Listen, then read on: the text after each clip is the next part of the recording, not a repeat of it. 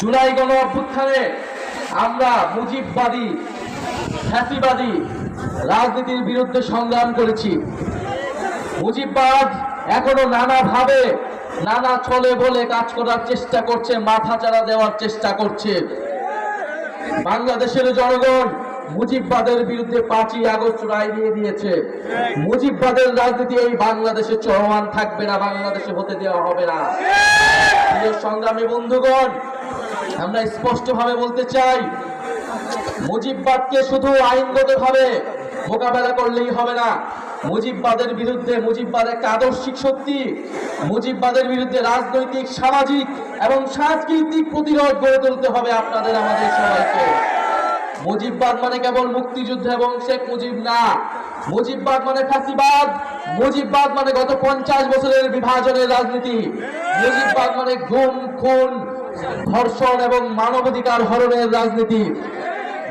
মুজিববাদ মানে গণতন্ত্রকে হত্যা করে একদলীয় শাসন ব্যবস্থা এবং বাকশাল কায়েমের রাজনীতি।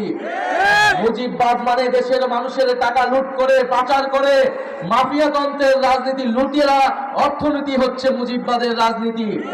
মুজিববাদের রাজনীতি হচ্ছে ইসলাম বিদ্বেষ এবং সাম্প্রদায়িকতার রাজনীতি। মুজিববাদ মানে হচ্ছে সংখ্যালঘু সম্প্রদায়ের জমি সম্পদ দখলের রাজনীতি।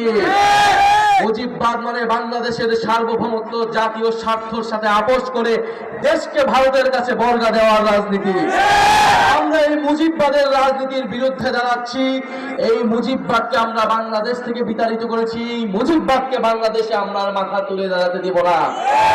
প্রিয় সংগ্রামী বন্ধুগণ, এই মুজিববাদের হাত থেকে আমরা আমাদের স্বাধীনতা সংগ্রামের ঐতিহ্যকে রক্ষা এবং পুনরুদ্ধার করতে হবে।